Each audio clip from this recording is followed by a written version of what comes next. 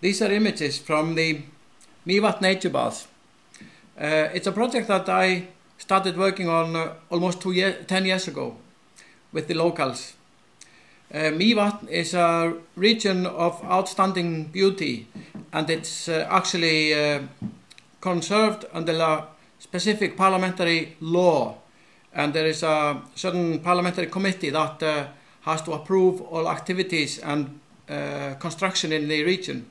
I think this is fantastic, but actually the region does not show this because quite a lot of awful things have been created in the area.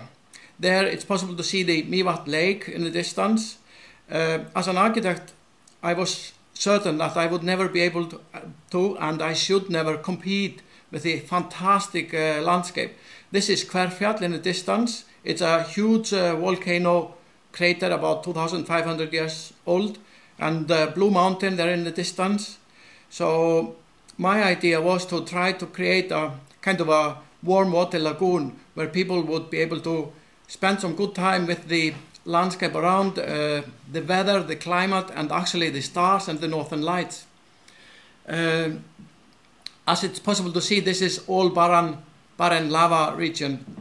The lagoon, we had lots of discussion. I spent a long time on site, and I decided to locate it where the views are quite spectacular, but at the same time this lagoon is located in a gravel pit, a previous gravel pit, which was really badly damaged area. So it was possible to repair the landscape, but at the same time use the potential of the gravel pit to form the landscape because it all had been damaged.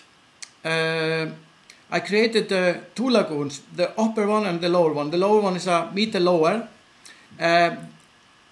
To explain how it came about, the thing is there is a huge or very large geothermal power station close by, about 1.5 kilometers away, and the water, or actually the steam from this power station, that is a leftover after turning the turbines for creating electricity. This leftover water is pumped in a pipe to the where the lagoon is.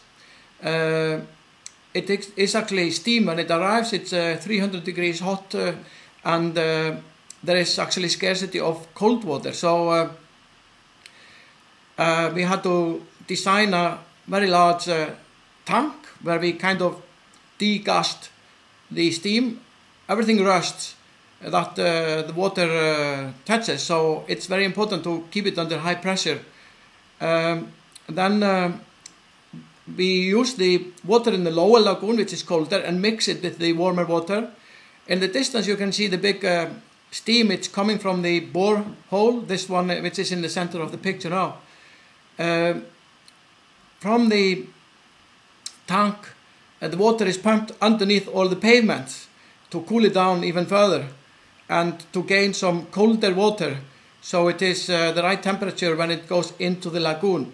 There are actually 80 outlets into the lagoon located all around. The temperature is typical good bath temperature. There you can see the tank which degasses the water, and in the distance is Hlíðarfjall, beautiful mountain. These images are taken late at night. It's about 11 in the evening in August, and the sun is shining from kind of northwest. And I, as an architect, have always enjoyed the incredibly beautiful long horizontal shadows. I use them as an architect to create the play of form in the sunlight. Now, the type of architecture, as it's possible to see, is a kind of a shared architecture. In the beginning, there was no finance for this project, so the idea was that, or my idea was that, it should always look okay or finished when people used it, but the concept is to add a new hat every time. So there is kind of a game of roofs going in various directions. The lagoon started with a very simple changing room and a small reception, but now last summer a larger restaurant was built. And the small huts, like the one seen there, are steam huts. The steam comes directly from the ground. There is actually a steam hole in the middle of the lagoon, which we cast concrete around, and the steam comes into this little hut there. The restaurant now serves visiting tourists. There has been an incredible growth in number of visitors every summer. It's quite a lot of foreigners, of course, because they enjoy this experience, plus enjoying this amazing landscape. There's also quite a lot of hiking activity in the area, so this is a really good location to come to after you have been hiking for a day.